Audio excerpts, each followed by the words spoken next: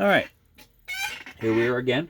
We are going to remove the firing pin indentation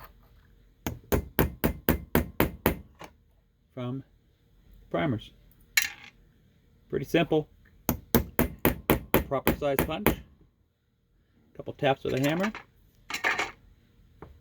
you're good to go. Not rocket science. Very simple.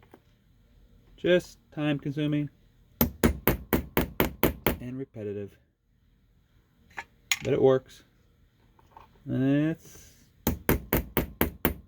we'll be on to mixing up the chemicals for primer compound. Thanks a lot for watching.